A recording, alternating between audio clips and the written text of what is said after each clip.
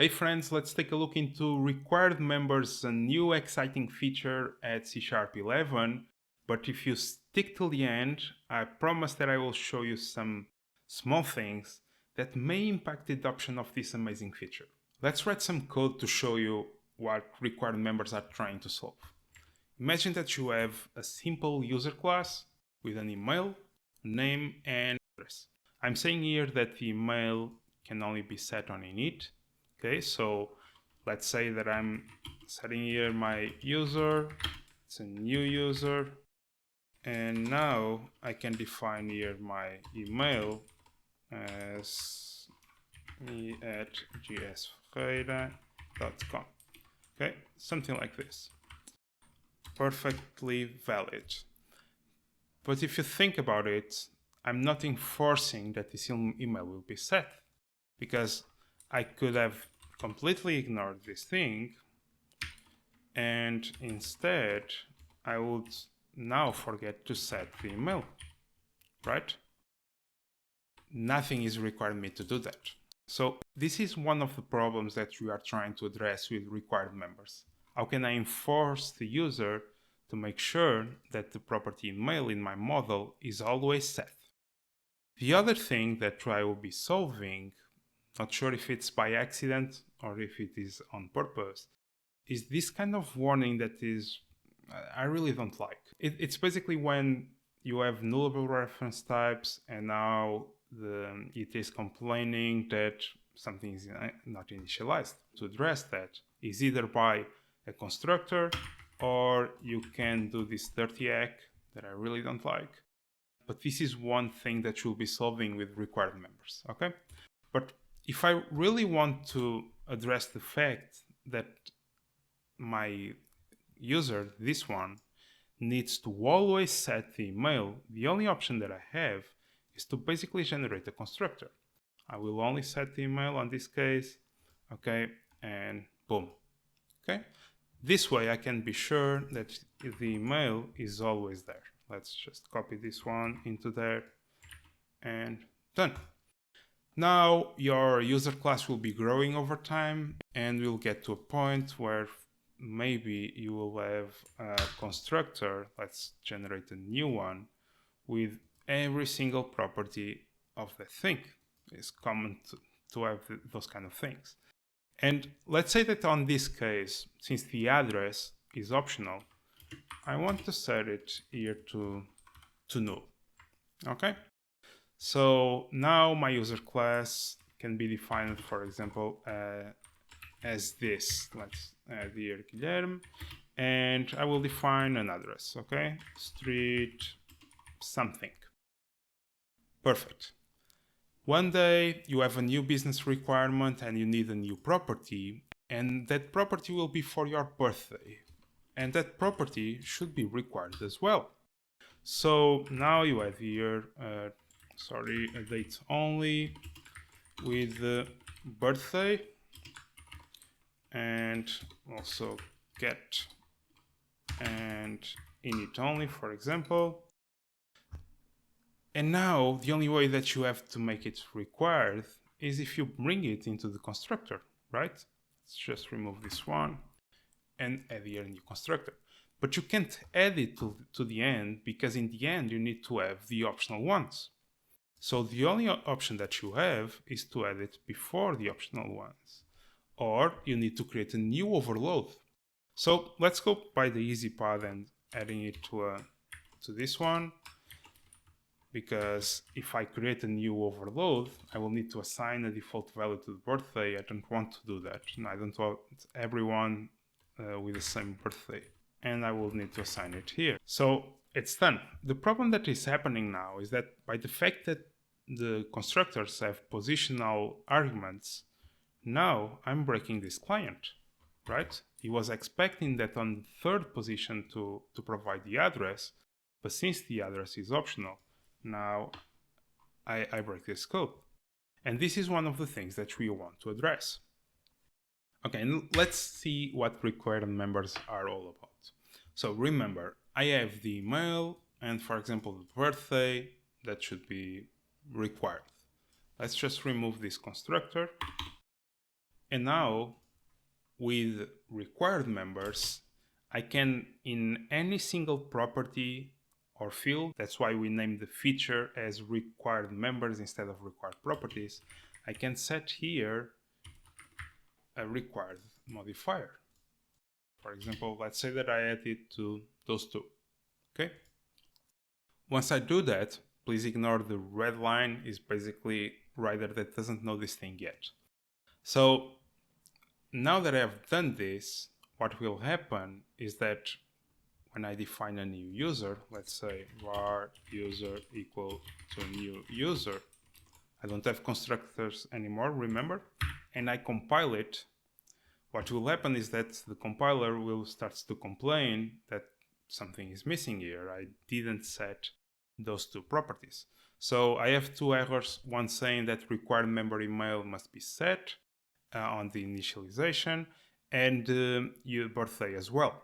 So the option that I have now is to simply go here and say that, okay, my email should be, let's say that is this one, and define my birthday, okay?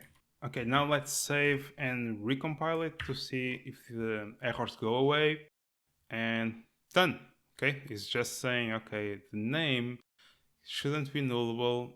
So what we can do to address that thing, we can do two things. We either go here and say it as a default, right? And do that little dirty hack, and you will see that the warning goes away. But also, if this property, let's say that is required, and you set the required, you will see that that warning goes away, but now I'm forced to set it here, okay? But I'm not forced to set it to a specific string. I can set it, for example, to null, okay? And now if I recompile it, you will see that I have a warning as well, because it's complaining that I'm setting to null, but it's perfectly possible. And if I want to avoid the warning, I just suppress that thing and it's done. So required is independent of nullability. So required members are basically this, are a way that you can enforce that when you use property-based initialization, you can enforce that those properties are set, properties or fields. So in a model, when you need to declare those things, you will gain the advantage of only by setting this, you have a really expressive way to enforce that those things are set. And by doing this, you can avoid using constructors to define that a property must be set on initialization. But if you remember in the beginning of the video, I told you that I believe that some things here may impact the adoption of this feature. And let's take a look into those. Okay, so the first one that I want to show you is the following one. Let's say that I'm adding this required to a class that already has a constructor. For example, let's say that I have here new constructor for user, and I will be adding here, for example, the email and also the birthday. Okay, so perfect. So what would you expect to happen on this case?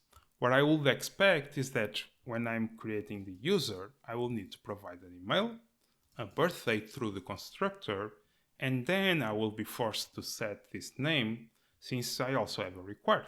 Let's see what happens in the reality. So what I'm expecting to happen is that I can move this thing into here, this thing as well into here. Let's just add here a comma and remove those two. And now let's compile. In fact, what is happening is that the compiler will tell me that the email and the birthday are not being set on line 25, this line. That doesn't look to make sense, right? So what you need to do, so the compiler knows that this is a required property but is being set through the constructor, is that you need to define here a set required members attribute. By doing this, once you compile, now the compiler knows that I'm going through the constructor to set those fields. Okay, so this thing to me looks suboptimal. I don't like the way that this thing works in this way. Not that I don't understand why this is happening, but it's those kind of small details that often cause problems in adoption of features. I can imagine someone looking into that error and not knowing that this thing exists. Okay, obviously the error message can be improved and so on, but it's those small things that often impact. Besides this constructor thing, there are two more things that I want to show you that I believe that I will have this impact on the feature adoption. To do that, I will be using a cool open source project by Oscar. Maybe I'm completely mispronouncing your name, Oscar, sorry. And this is basically an open source project when you have a lot of examples and tutorials about event sourcing in .NET. And I will be using it because there are really complex examples here, and they are really useful to show you in a real world scenario. So I downloaded the source code of that project into my machine, and I opened it using Visual Studio Code. And the first thing that I want to show you is records. If you think about records, one of the most cool things that happened in recent versions of .NET is that you have this option of using positional arguments to define the structure of that record. This is really cool because it's concise, it's expressive, you don't need to write a lot of code. At least those were one of the selling points of records. But now if you think about it, I started by explaining you that the required members want to address exactly that. The problems that are introduced when you have positional arguments. So you'll have positional arguments as well in a record. And when you are creating a record, all those things that are here are required. The only way that you have to avoid that is by defining the records using properties. But once you do it, you need to use records in a more expressive way. So you need to create the record, you don't define positional arguments, and you basically define property by property. Once you do that, you can use required members to tag each property, right? But on that case, you are losing some of the advantages of using records. And nowadays, at least in my code bases, but I have seen this in other places as well, when you are creating things like events, DTOs, those kind of things, it's really common to use records for that. So I'm not seeing a huge adoption on those kind of classes of required members. The other thing that I believe that will be a problem for the adoption of the feature is regarding domain models and complex classes. So jumping into another class here that represents an aggregate of a model that is a meeting, if you look here, you will see a common pattern that happens in a lot of applications. That is having a constructor with a few arguments that are required and having validations on top of it, okay? Those validations can be to check if it's null, empty, or things like, for example, if it's a valid email or things like that. If you think about moving those validations into the property setters, now you start to see a lot of complexity. For example, now you need to have a backing field, at least while we don't get those internal backing fields that are promised in C#. We don't have it so far, I think so. So you will need to add a lot of code around those properties just to do those things, okay? So for those scenarios, maybe you will consider to keep using constructors instead of required properties. Another thing that may happen is that in your constructors, when you're using something like event sourcing, it's really common to generate events based on the creation of that object and adding them to a given list. Okay, if you look into here, you are seeing this enqueue and apply that are basically calling a method on this aggregate to add to a list. So These kind of things that you used to do on domain models may also be a reason to not adopt those required members as much as we maybe want when we read that feature description. I'm really excited about this feature. I will not be using it as much as I first thought when I read this blog post, but I will be using it for sure. Make sure that you play around with it, and I bet that you will like it. Let's see if this one is not one more that is a stepping stone for even a bigger thing. Okay, I hope that you liked this video. I will see you soon, and in the meanwhile, just keep things simple.